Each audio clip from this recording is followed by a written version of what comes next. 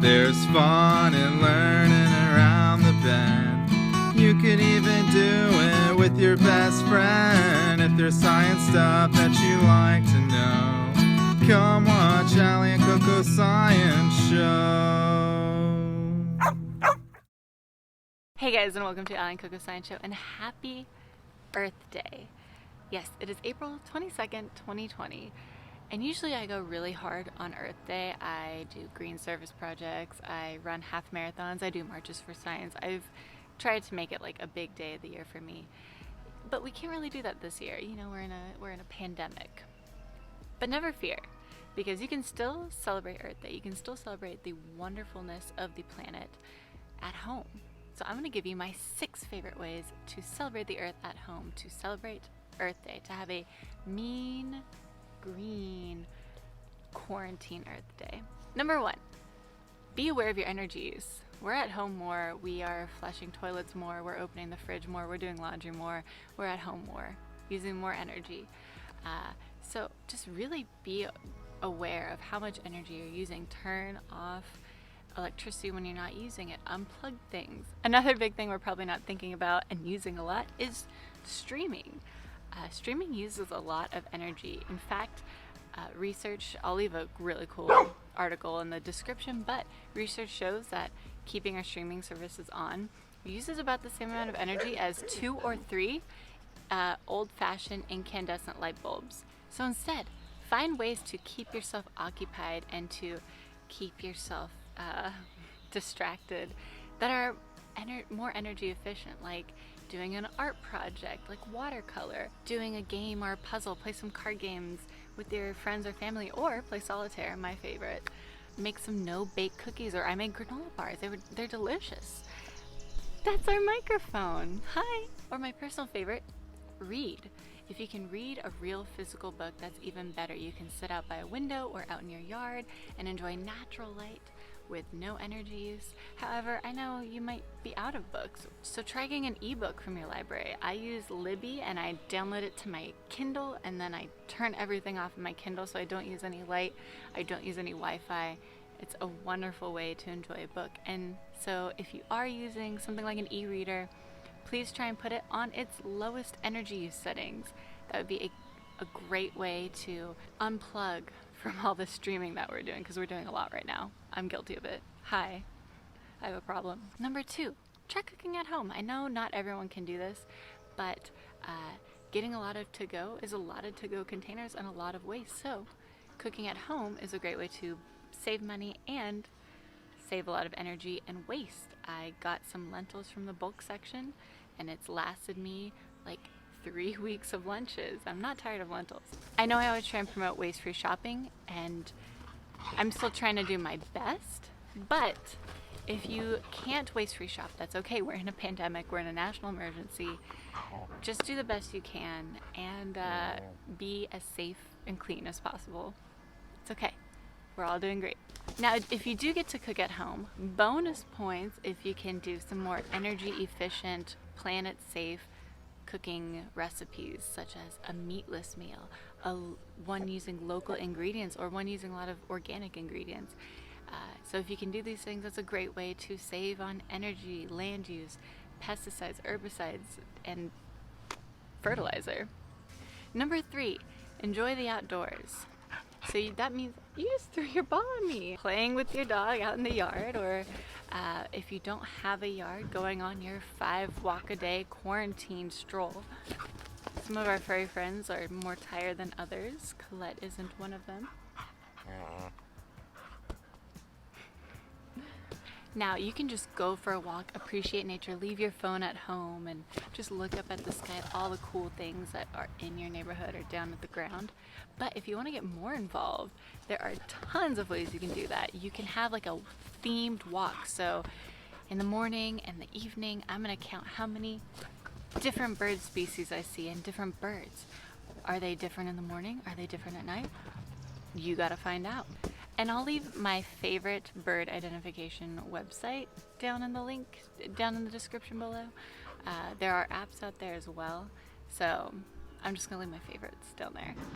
Another thing you can do is you can download the SeekI Naturalist App, which is a great way to identify things on your walks. I do it all the time. I particularly use it for insects, plants, and fungi. So it's a fun way that you can get involved and learn about what species are in your backyard, in your neighborhood. So those are some great ways to get involved while you're getting outside. Hi, I'm editing. If you go on a walk and you want to do a trash pickup, so kind of you, but please take all the safety and all the precautions. Make sure you have gloves. You're washing your hands when you get home. There's a pandemic, so please be careful. And if you don't have those things, don't feel obligated to pick up trash. Okay, bye. Number 4, and this kind of goes with going outside.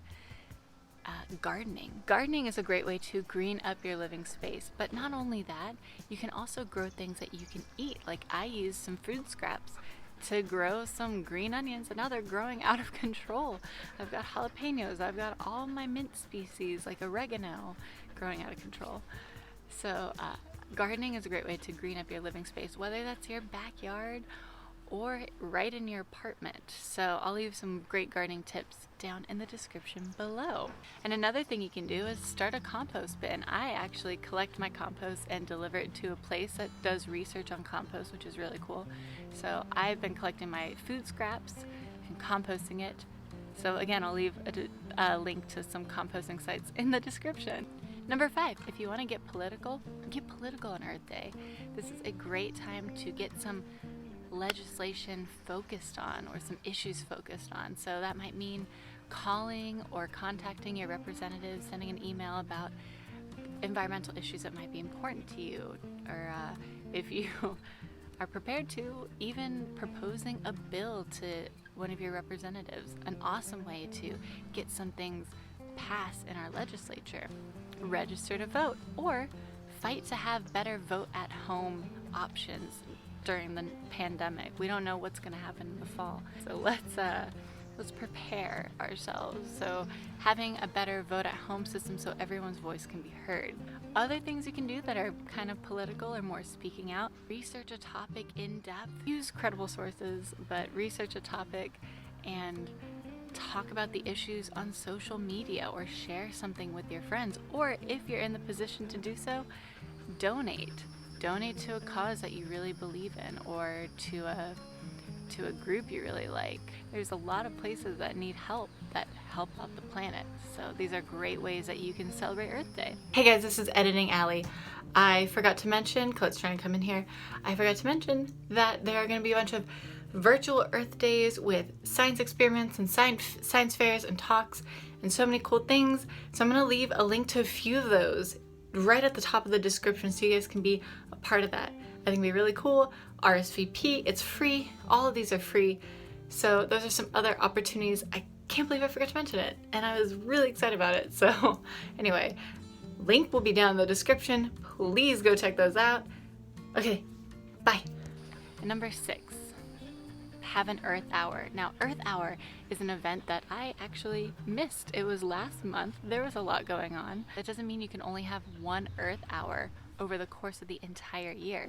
We should be celebrating Earth Day every day. We should have many Earth Hours. Earth Hour is a time where many countries, I think it was 180 countries, celebrated Earth Hour this year. And you basically all pick a time and you all turn off your lights, turn off all the electricity for an hour. Just sitting in the dark, playing music, reading by candlelight. I have tons of candles. I love candles. I'm ready for Earth Hour. But Earth Hour is a great way to remember that we have a climate change issue. It is not a bipartisan issue, and it is around the world. So taking a time out of your day, maybe every day, to turn off the lights, turn off all the electricity, the TV, stop the streaming, and just kind of sit, listen to the birds for an hour, and try and really kind of reset yourself. It's a great way. I think everyone should have an Earth Hour, and I'm gonna have an Earth Hour tonight. Earth Day. So with that, those are my 6 ways to have a mean green quarantine Earth Day. For the question of the week, yes, I'm gonna have comments, I think. For the question of the week, I wanna know, What are you guys doing to celebrate Quarantine Earth Day? It's the 50th Earth Day. This is a big one. How are you guys celebrating? Are you going to use one of these? Tell me which ones you're using. Are you going to start a garden in your yard? Are you going to read by candlelight?